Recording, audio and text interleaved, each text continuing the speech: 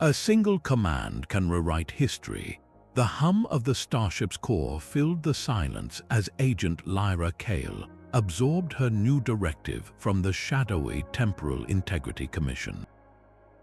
They told her the Veridian Cataclysm never happened, and her mission was to travel to the derelict Epsilon Outpost and erase all proof that it did. The weight of the assignment settled on her with a familiar cold dread. Her ship, the Chronos Whisper, then jumped into the fractured space-time of the Cygnus Rift, hurtling toward a truth she was commanded to destroy. By the end of this story, you will discover what happens when one person is ordered to obliterate the past and must choose between blind obedience and the terrifying weight of the truth. What secret awaits her on that ghost station, and what will she do when she learns the real reason the past must be erased? How far would you go to protect a lie? The station's air was a stale, metallic chill that seeped through her environmental suit. Epsilon Outpost hung in the void like a forgotten tomb, its viewports dark and its hull scarred by micrometeorites. Lyra's helmet lamps cast long, dancing shadows across the command deck, illuminating frozen consoles and chairs overturned in a haste she could almost feel. Her own breath was the only sound in her comms until that low thumping started. It was a deep, resonant pulse, more felt than heard, a vibration that traveled up through the deck plates into the bones of her boots. It was not part of the station's normal systems. It was a heartbeat. The data slate at her feet flickered again, the word survivors burning itself into her retinas before the screen died completely. The Commission's briefing had been clear: absolute, total station loss, no survivors, a catastrophic containment failure that never officially occurred. Yet here was the evidence, a single word challenging a mountain of lies. That rhythmic thumping grew louder, a persistent call from the station's dark heart. It was an invitation or a warning. Every instinct told her to follow the sound, to find its source, even as her training screamed for her to complete the erase protocol and leave. How do you erase a past that is still breathing, still beating, just a few corridors away? The silence she was sent to enforce was already broken. The rhythmic thumping led her down a skeletal corridor to a sealed cryo bay, its door emblazoned with faded quarantine warnings. Her override code sliced through the ancient lock with a shriek of protesting metal. Inside, the air was a frozen mist, and among a forest of dark, dormant pods, one light pulsed in time with the deep, resonant beat. Its glass front was frosted, but through the ice she could see the silhouette of a man. With a hiss that echoed in the cavernous silence, the pod seals released. The glass slid away, and the vapor cleared to reveal a face preserved not by death but by technology. His eyes opened, snapping to hers with a lucidity that was jarring, utterly devoid of the cryo-sleep disorientation she expected. "You are from after," he rasped, each word a dry, painful scrape from a throat unused to speech for centuries. "They said no one would come. They said we were erased." The statement hung in the air, more solid and dangerous than any weapon. He did not ask who she was or why she was there. He knew. His very existence was a fact that had been deleted from the universe, and his recognition of her purpose dismantled the foundation of her mission in a single breath. This was not just a survivor, this was a witness. How do you enforce a lie when the truth is looking back at you with human eyes? The history she was sent to bury was no longer an abstract record. It had a heartbeat, and it was speaking to her. His name was Dr. Aris Thorne, a lead physicist on the Veridian project. He moved with a stiff, determined gait, leading her away from the cryo bay and deeper into the station's skeletal remains. The thumping was louder here, a deep, industrial pulse that vibrated through the grating beneath their feet. He brought her to a sealed chamber, its door hidden behind a collapsed bulkhead, and with a few commands on a miraculously functional wall panel, a section of the floor slid away. A hidden data core, glowing with a faint, sickly orange light, rose from the depths. The cataclysm was not an accident, Agent Kael, Dr. Thorne stated, his voice gaining strength layered with a bitter resolve. It was a test, a weapon designed to sever a timeline deemed inconvenient. He tapped the core, and a cascade of corrupted files, schematics, and logs flickered in the air between them. Ghostly images of energy matrices and temporal fracture points danced in the dim light. The Commission did not send you to correct history, they sent you to bury their crime. His words landed not as an accusation but as a simple, devastating fact. They were a seismic charge detonating in the heart of everything she believed. Her blind faith in the Commission, her purpose as an agent, the very foundation of her reality, shattered into dust, leaving her mentally adrift in a silent, screaming sea of institutional lies. The station itself seemed to groan in agreement around them, its failing systems straining under the weight of the truth it had guarded for centuries. If her mission was a lie, then what did that make her? An archaeologist of forbidden truth, or just the janitor sent to clean up a mess? The chime from her wrist comm was a sterile, surgical sound in the heavy air. A priority communique from the Commission. The director's voice was not a recording, it was a live, cold blade cutting through the silence. Agent Kael, our long-range sensors have detected an unauthorized life-form signature. Terminate the anomaly and complete your primary objective immediately. Do not deviate. The transmission cut out, leaving a void more absolute than the space outside the hull. The order was clean, simple, and absolute, but as she looked across the chamber, its clarity shattered against the reality before her. Dr. Aris Thorne was hunched over the glowing data core, his fingers flying across the ancient interface, pulling fragmented logs and corrupted schematics from the digital wreckage. He was not an anomaly, he was a man, a witness, desperately trying to reconstruct the true history they had murdered. To comply with the order would not be duty. It would be execution. It would make her the final instrument of their crime, an accomplice to a genocide of both people and truth. Her training, her entire career, had been built on the bedrock of the Commission's infallibility. That foundation was now dust, and she was left standing on the precipice of a single, terrifying decision. Obedience meant a safe return to a life built on a lie. Rebellion meant becoming a fugitive from the only power she had ever known. In that moment, the grand, cosmic flow of time narrowed to a single, personal axis. The choice she made next, to obey or to rebel, was the only timeline that held any meaning at all. The ghostly recording shimmered in the air between them, a silent, brutal testimony. It was not the chaotic bloom of a containment failure she had been taught to expect. This was a surgical strike, a spear of incandescent energy fired from a satellite emblazoned with the Temporal Integrity Commission's own insignia, pierced the atmosphere of Veridia. Instead of an explosion, the planet's surface rippled like disturbed water, and then it simply unraveled. Cities, forests, oceans, billions of lives, all pulled apart into threads of light and swallowed by a voracious temporal rift.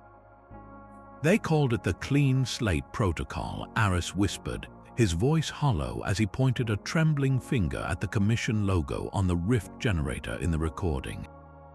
They did not lose a world to a catastrophe, they sacrificed one. A political movement was gaining power, a faction that advocated for open timelines and public oversight of time technology. The Commission deemed it an existential threat, so they erased the entire civilization that birthed it.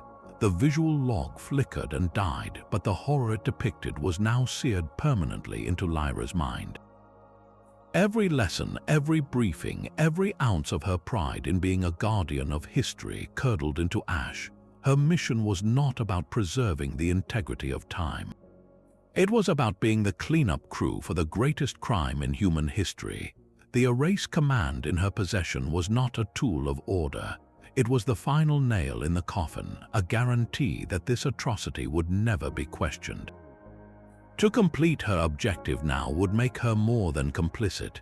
It would make her a part of the weapon itself. she looked from the dark screen to the desperate, determined face of Dr.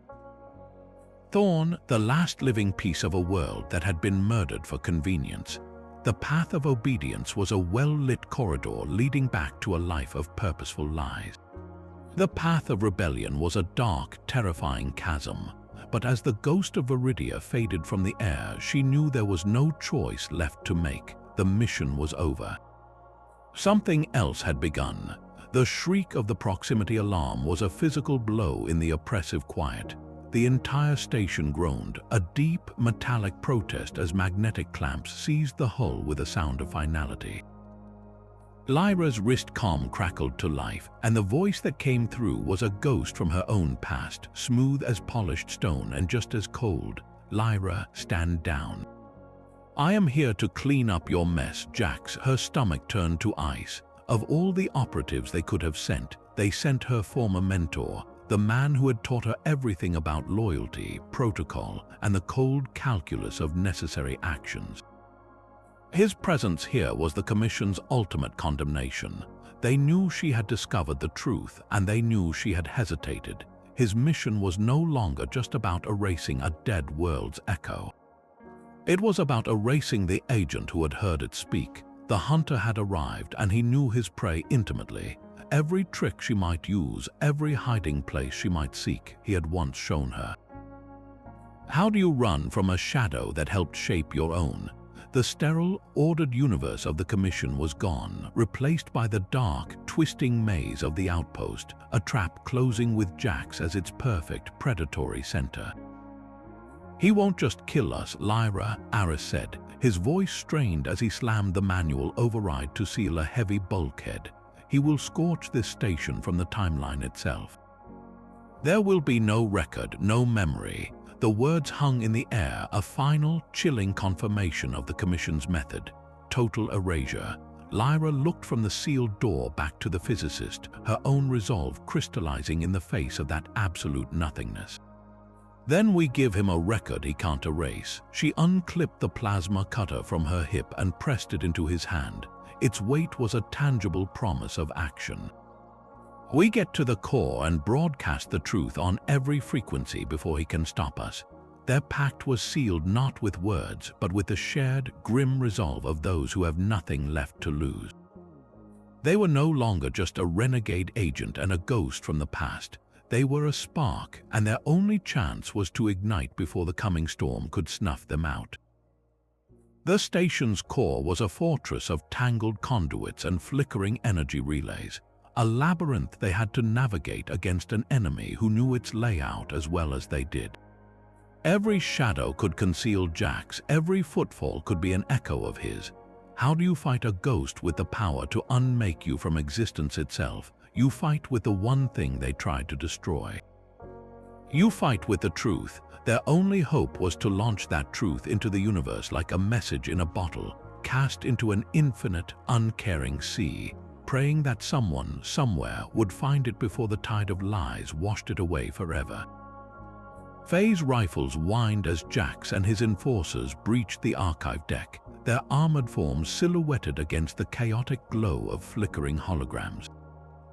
Disintegration beams sliced through the air, turning crystalline data stacks into clouds of shimmering dust. Lyra pulled Aris into a narrow aisle between towering projectors, the ghostly images of forgotten ceremonies and daily life on Veridia trembling around them. "You can't outrun destiny, Lyra." Jax's voice boomed from the comms, cold and amplified. "The past is a disease and I am the cure." They ran not just through a physical maze, but through the ghost of a civilization itself. Every projected face they passed, every fragment of a song or a child's laughter from a glitching recorder was a reason to keep moving. This was no longer just an escape. It was a rescue mission for the soul of a murdered world. Their footsteps echoed through halls that were now a cathedral of lost memories, each corridor a testament to what they were fighting to save from total oblivion. How do you measure the value of a single moment against the void of absolute erasure? Every breath, every heartbeat became a defiance against the silence chasing them. The observatory dome was a fractured jewel, its transparent panels webbed with cracks that framed the swirling chaos of the Cygnus Rift. In the center of the vast, circular room stood a spire of crystalline technology, humming with a low, potent energy that made the air taste of ozone. Aris scrambled toward it, his movements frantic with purpose. "This is the Oracle's echo," he breathed, his fingers flying across a dusty control panel. A pre-cataclysm quantum antenna. It doesn't just send a signal through space, it broadcasts across the temporal bands. The concept was staggering. A single message cast not just into the void, but into the river of time itself, its ripples touching the past, present, and future all at once. It was the perfect weapon against erasure, a truth that could echo through eternity, impossible to contain. As Aris worked to patch the antenna directly into the salvaged data core, the ghostly images of Veridia began to flicker and stabilize around the spire, glowing with a new, solid light. For a single, heart-lifting moment, it felt like victory. Then the heavy doors to the observatory hissed open. Jax stood there, flanked by 4 enforcers in full tactical armor, their phase rifles raised and humming with a deadly, familiar charge. The cold, red dots of targeting lasers painted Lyra's chest and Aris's back. The broadcast sequence is initializing, Aris whispered, his hands frozen over the console. 30 seconds, Jax took a single, deliberate step into the room, his expression one of profound, almost sorrowful disappointment. "You are trying to infect all of history with a disease, Lyra. I cannot allow that." The air grew thick, charged with the imminent violence of the rifles and the thrumming potential of the antenna. They were trapped at the precipice of their greatest triumph, the means of their salvation, now the stage for their final stand. The truth was ready to sing across time, but the silence of their executioners was poised to swallow it whole. A moment of perfect stillness held the observatory in its grip. The only movement was the slow swirl of the rift beyond the cracked dome and the frantic dance of progress bars on Aris's console. 25 seconds. Jax's rifle remained locked on the physicist, a promise of instant, silent death. His offer of forgiveness hung in the air, a poisoned gift. Lyra's own weapon was steady, aimed at the man who had once been her anchor. "You taught me that duty was everything, Jax," she said, her voice clear and cutting through the hum of the Oracle's echo. "But you never taught me that duty could be a lie." His expression, that mask of paternal disappointment, did not flicker. "Duty is the framework that holds reality together, Lyra. Without it, everything collapses into chaos." "You are choosing chaos." He took another step, his enforcers mirroring him, a wall of advancing, implacable force. 18 seconds. Aris was a statue at the console, his back to the rifles, his entire being focused on the final command. He was trusting her with his life, with the life of his entire world's memory. That trust was a weight heavier than any weapon. Lyra's mind raced, not through combat protocols, but through a gallery of moments. Jax patiently correcting her targeting algorithms, Jax praising her for a flawless simulation, Jax speaking of the Commission as the sacred guardians of human destiny. Every memory was now tainted, every lesson revealed as a component of the grand deception. To obey him now would be to betray not just Aris and Veridia, but her own past self. She would be returning to a gilded cage, forever hearing the ghost of that single, defiant word in the silent corridors of her mind. Survivors, 15 seconds.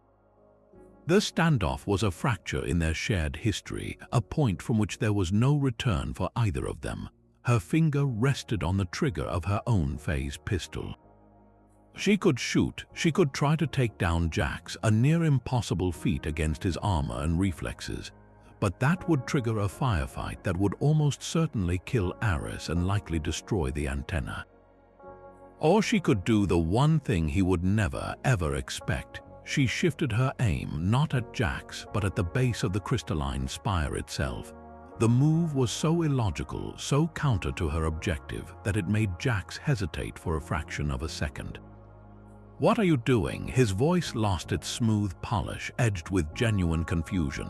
She was not aiming to protect the broadcast. She was aiming to destroy its very source. 10 seconds, the air itself began to vibrate, the oracle's echo gathering power for its temporal shout. The ghostly images of Veridia solidified, a beautiful, heartbreaking panorama of a world alive. And in that final, desperate moment, Lyra made her choice. She fired. The world dissolved into a silent, blinding white.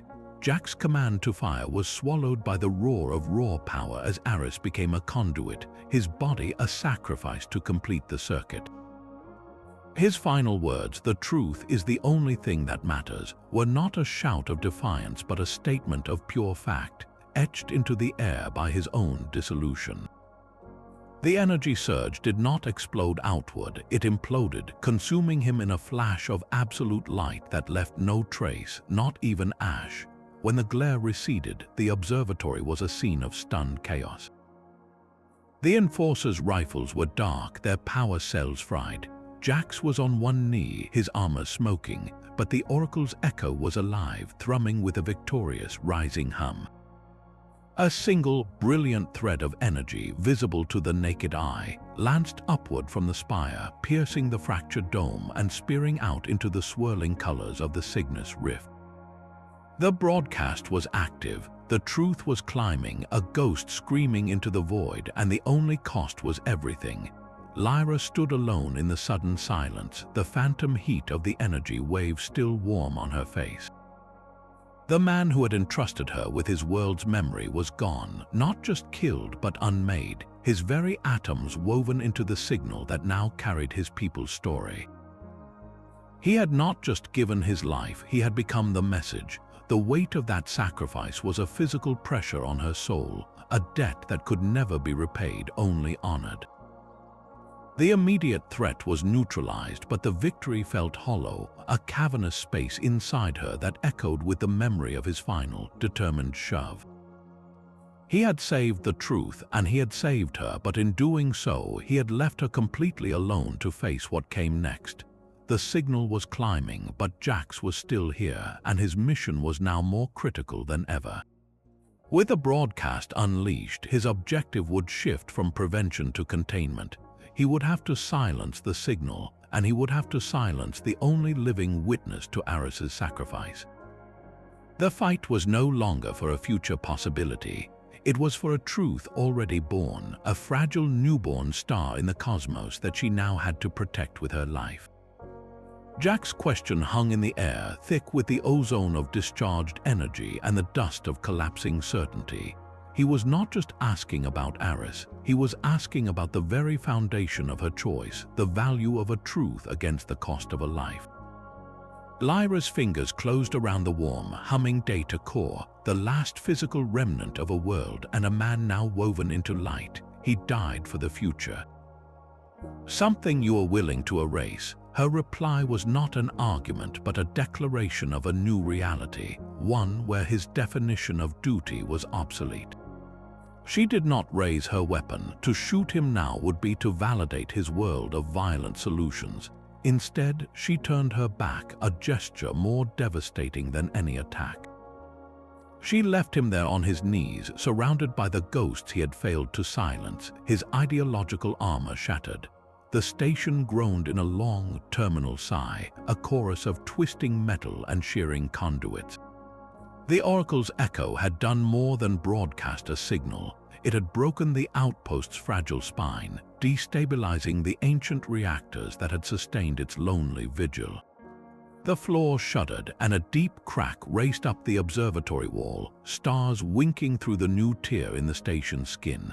Alarms that had been silent for centuries now blared to life, a frantic, dying pulse.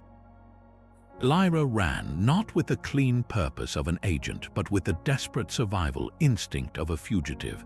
The corridors were no longer a maze, they were a closing throat. Panels blew from the walls, spewing cables that snapped and writhed like electrified serpents. The air grew thin, whistling out into the vacuum through fresh breaches.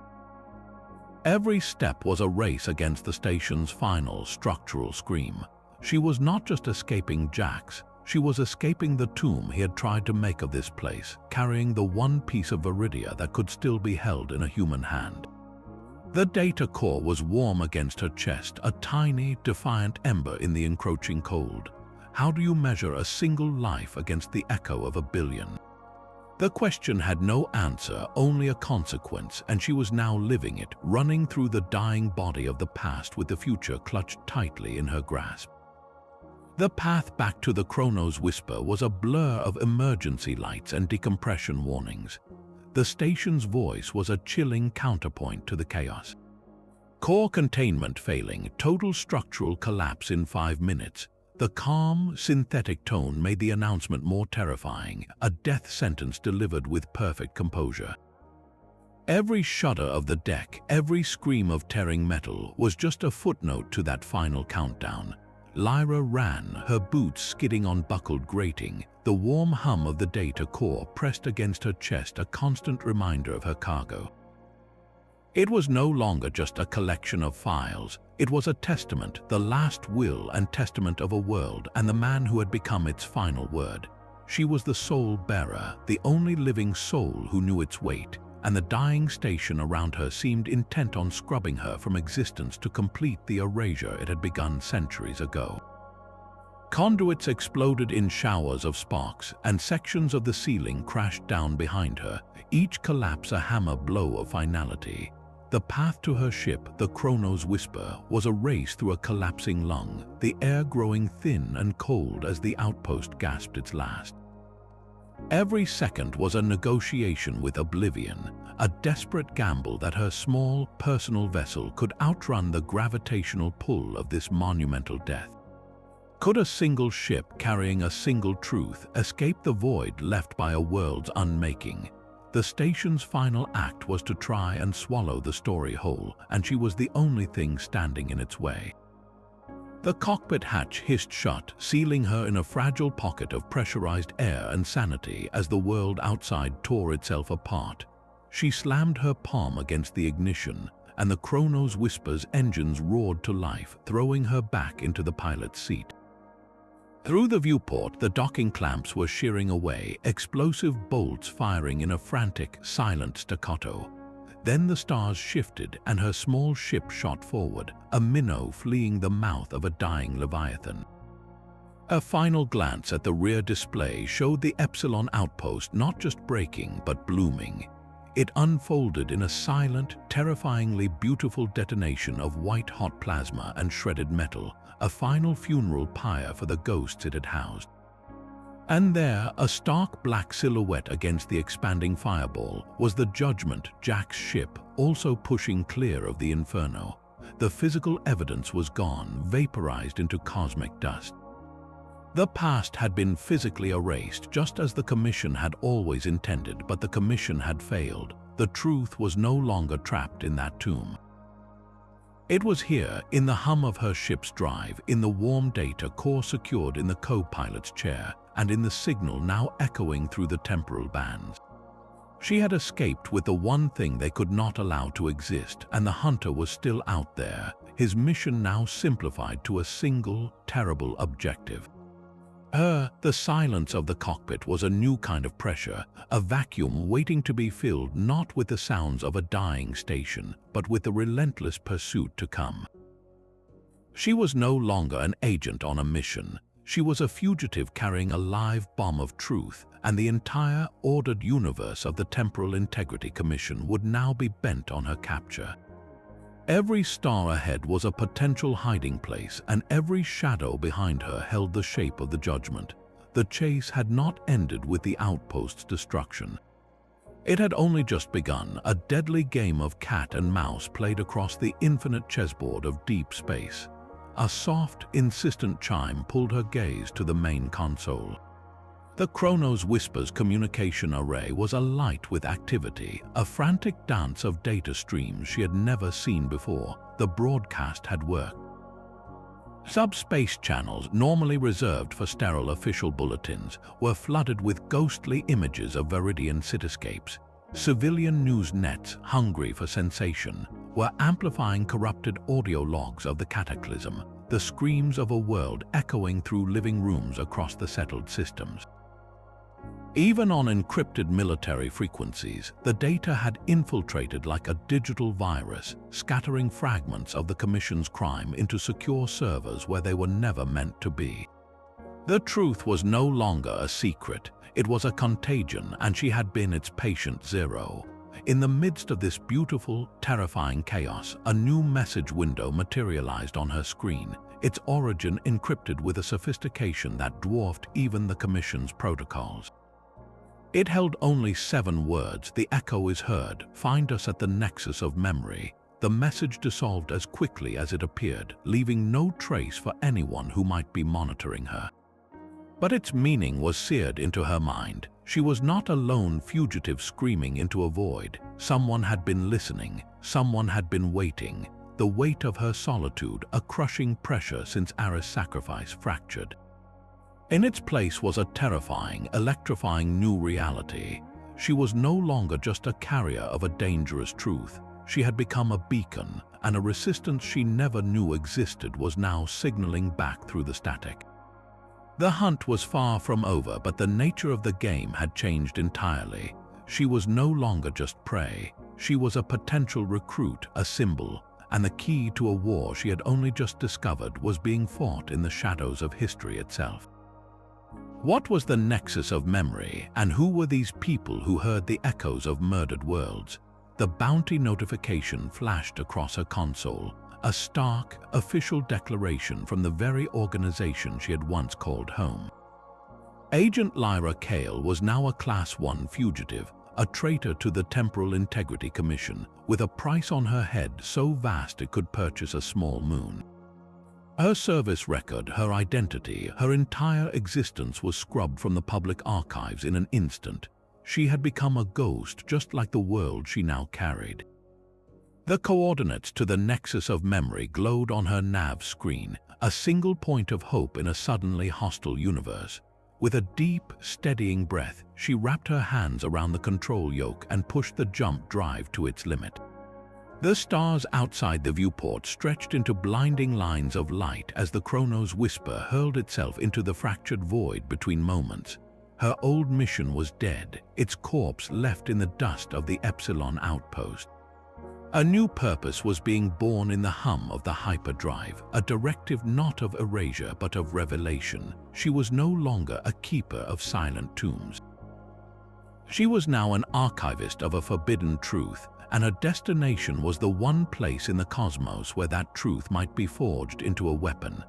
Every light year she traveled took her further from the life she knew and deeper into a shadow war for the soul of history itself. What kind of allies would she find at the Nexus, and what would they demand in exchange for sanctuary? The journey was a leap of faith into a conspiracy as vast and dark as space itself. The coordinates led her to a rogue planetoid drifting in the unmapped void, a place that should not have existed. Its surface was a breathtaking tapestry of spiraling towers and archways carved from a stone that seemed to drink the light, a complex of architecture so ancient and alien it hummed with a silent, forgotten song.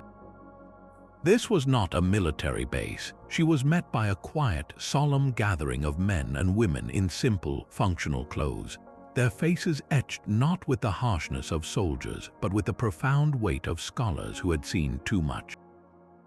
They called themselves the Remnants. Their leader, an old woman named Lyra with eyes that held the chill of deep space, stepped forward and took Lyra's hands in her own, her grip surprisingly strong.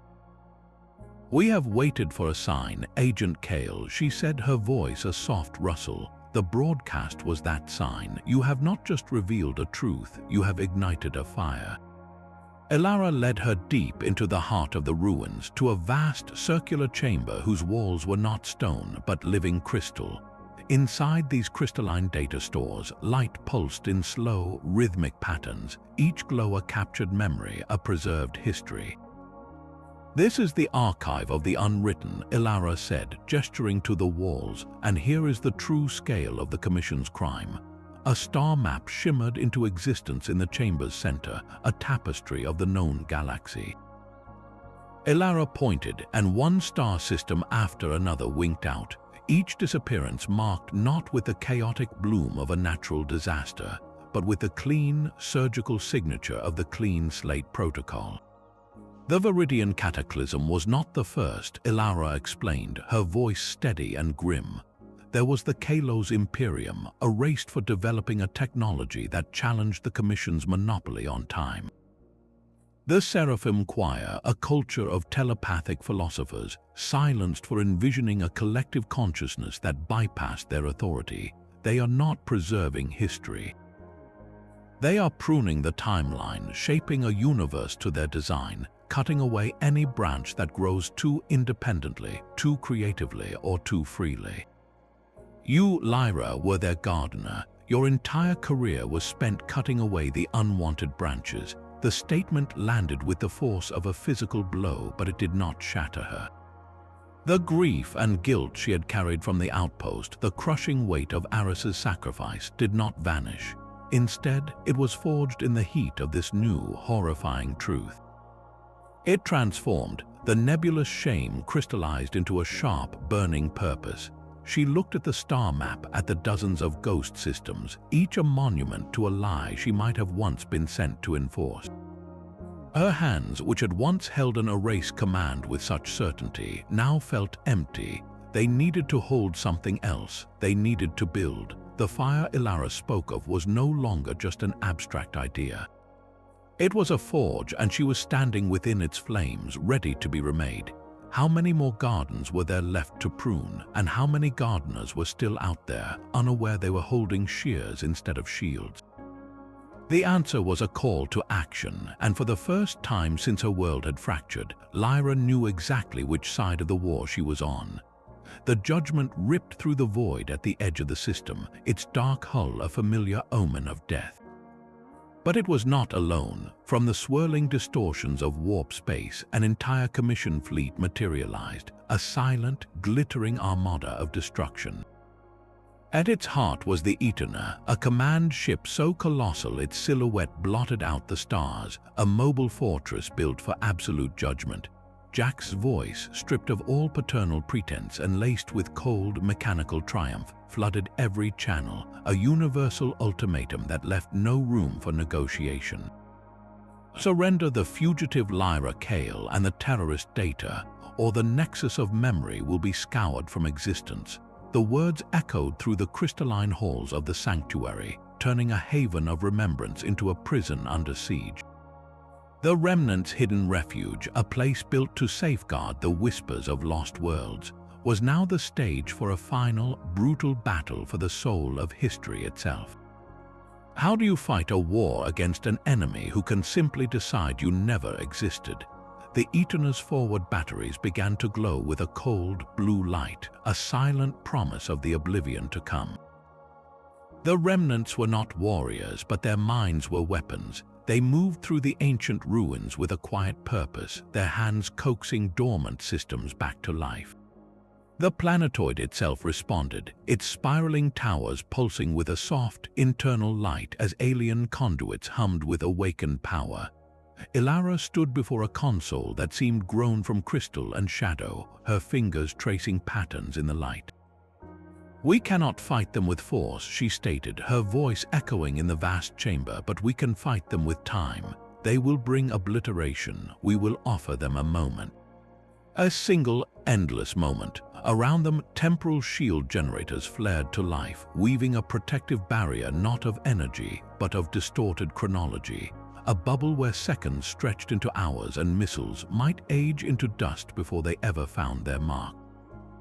The air itself shimmered at the Nexus's perimeter, a visible warping of reality against the cold, hard certainty of the advancing fleet. How do you defend a library against an army? You do not build a stronger wall, you build a labyrinth without an exit. Lyra studied the tactical displays, her agent's mind analyzing the flow of power from the Nexus's heart. She saw the potential for more than just a shield. The core's output was immense, a wellspring of temporal force. "We use that," she said, pointing to the power readings. "We don't just shield the Nexus, we turn this entire sector into a trap." Her plan was a desperate, beautiful insanity. They would channel the core's energy to create a massive, localized temporal loop, a snare woven from the fabric of time itself. The Commission fleet would be caught in a single, repeating fragment of existence. A few seconds of their assault played on an infinite loop, while the remnants used the distraction to evacuate the entire archive of the unwritten. It was a gambit that risked everything. A miscalculation could freeze them all in the loop, or the stress could cause the ancient core to implode, taking the planetoid and everyone on it with it. But it was the only move that wasn't suicide. As the first phase mines, devices that would displace ships microseconds into the past, creating chaotic collisions with their own present-day selves, were deployed into the void, the air in the Nexus grew thick with the ozone of imminent, impossible war. They were preparing to battle a god with a pocket watch, and the fate of every erased memory rested on the precision of their timing. The core chamber was a heart of living crystal, its pulse a deafening thrum that vibrated in Lyra's teeth. Alien machinery, all spiraling conduits and floating geometric shapes, responded to the frantic commands of her and two other remnants. With a final, collective push of will, they initiated the temporal loop. The universe outside the viewport stuttered. A volley of incoming missiles froze, hanging in the void like a sculptor's installation of impending death. The smaller Commission warships became motionless statues against the starfield, trapped in a single, repeating second, but the Eterna was different. A visible aura of distorted energy, its temporal dampeners, shimmered around its colossal hull. It was a leviathan struggling against a net, its forward guns still glowing with a cold, relentless blue light as they continued their charging sequence.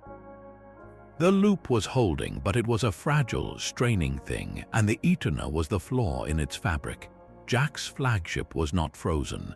It was inching forward, a predator moving through tar, each agonizingly slow advance bringing its world-ending cannons closer to a firing solution on the Nexus. The plan had bought them time, but it had also revealed the true, terrifying scale of their enemy's power. They had thrown a snare around time itself, and the Commission's flagship was slowly, methodically chewing through the ropes. How do you stop a force that can shrug off the laws of causality? The answer was approaching with the grim, silent certainty of a closing wall. The shuttle tore away from the Nexus, a speck of defiance flying straight into the oncoming storm. Lyra's hands were steady on the controls, her gaze locked on the monstrous command ship growing to fill her viewport. She opened a tight beam channel, a private line to the ghost in the machine. His face materialized on her screen, all traces of the mentor she once knew sandblasted away, leaving only the cold resolve of a high priest protecting his god. "It is over, Jax, the truth is free." His reply was instant, a catechism recited from a hollow altar. "Truth is a variable, Lyra. Order is a constant." There were no more arguments to be made, no more debates over duty or destiny. The time for words was past. Her fingers danced across the console, initiating the final, defiant act. She didn't fire a missile or attempt a suicidal ramming maneuver. She opened a data stream, pouring the entire, uncorrupted Veridian data core directly into the Eterna's mainframe. It was a digital ghost, a haunting. Schematics of the clean slate protocol bloomed on engineering consoles. Personal logs from Veridian philosophers, artists, and children flooded crew terminals. The ghostly recording of the planet's unmaking played on every bridge monitor, a silent, brutal film strip for an audience of executioners. This was not an attack on the ship's hull. It was an assault on its soul. For a few heart-stopping seconds, the Eterna's relentless advance faltered. The forward batteries, moments from firing, flickered as power was rerouted, systems struggling against the cognitive virus she had introduced. The variable of truth had been injected into the constant of their order, and for the first time, the machine of absolute control began to stutter. On her screen, she saw Jax's face contort, not in anger, but in a moment of horrified realization. He was not just losing a battle, he was watching his entire belief system crash against the rocks of a single, undeniable reality. The silence from his end was louder than any explosion. How do you command an army that has just seen a reflection of its own crime in the mirror? The weapon was no longer a plasma bolt or a temporal loop. It was a simple, devastating question, and it was now echoing in the mind of every soul aboard that ship. The bridge of the Eternal fell into a profound and terrible silence. The ship's powerful cannons were mere seconds from firing, their target locked, but on every screen, the ghost of Veridia played its final, agonizing moments. Crew members trained for absolute obedience stared at their terminals, their hands falling away from weapon controls. They saw the Commission's insignia on the weapon that unmade a world. They heard the desperate, corrupted final transmissions from a billion souls. The unassailable foundation of their duty, the very reason for their power, was shown to be a monument built on a single, horrific lie. Jack stood at his command pulpit, his face a rigid mask, but the mask was crumbling. He watched his crew's resolve shatter, not from an enemy's attack, but from an undeniable truth. The cold, logical framework of his life, the belief that any cost was acceptable for the greater order, collapsed inward. His shoulders slumped, the fight draining from him as if the gravity on the bridge had suddenly tripled. What have we done? The whisper was not for Lyra, not for his crew, but for the ghosts now staring back at him from every screen. It was a question directed at the hollow core of his own legacy. All ships stand down. The order left his lips quiet and final. It was not a shout of defeat, but the soft, exhausted sigh of a man who has just realized he has spent his entire life defending a monster. The immense fleet, a moment ago poised to deliver absolute judgment, went dark and still. Their will was broken not by a superior force, but by the simple, devastating weight of a fact. The most powerful weapon in that moment was not a plasma cannon or a temporal loop. It was a memory resurrected and given a voice. How do you command people to destroy evidence when they have just become witnesses to the crime? You cannot. The fight was over, and the long, difficult work of atonement had just begun. The silence after the storm was a profound and fragile thing. With the Commission fleet in disarray and the remnants safely away, Lyra stood with Ilara on the observation platform of the Nexus, the rogue planetoid humming with ancient power beneath their feet. The stars outside were no longer points of navigation or targets for missions. They were each a story, a memory, a world with a right to its own history. Ilara placed a gentle hand on Lyra's arm, her touch both a comfort and a passing of the torch. "You have given us not just a victory, but a future," Ilara said, her voice soft with a reverence that made the words feel sacred. Lyra looked at the infinite tapestry of light. Her old life was gone, completely erased from the official record, but she felt no loss. That life had been a cage, its walls built from lies she had not known she was enforcing. In its place was a clarity of purpose so sharp it was almost painful. Her mission was no longer a directive from a shadowy authority. It was a vow she made to herself, to Aris, and to every ghost in the archive of the unwritten. She would become a guardian, not a warden of silent tombs, but a protector of living stories, ensuring no one would ever again be sent into the dark with an erased command and a heart full of faith in a lie. How do you rebuild a universe after the architects of reality have been exposed as frauds? You start by vowing that every story, no matter how inconvenient, will have a voice. You build a sanctuary for the truth, one recovered memory at a time. The war for truth was far from over, but the first and most crucial battle had been won. Lyra Kael, once the Commission's perfect agent, was now the living symbol of its greatest failure. Her name, once a line in a classified personnel file, was becoming a whisper on the lips of dissidents and a curse in the halls of power.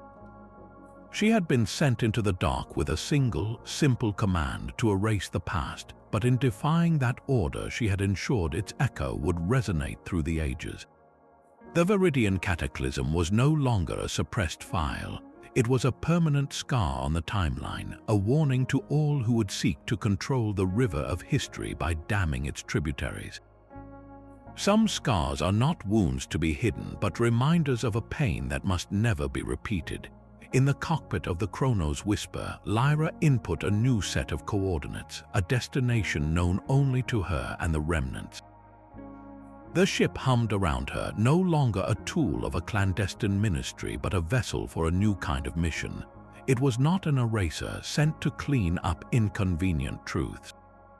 It was a scribe, its memory banks a living ledger for the stories the Commission had tried to murder. Its path was no longer charted by directives from on high, but illuminated by the recovered light of 1,000 reclaimed histories. As the jump drive engaged and the stars stretched into lines of brilliant white, the final image was not of an ending but of a beginning.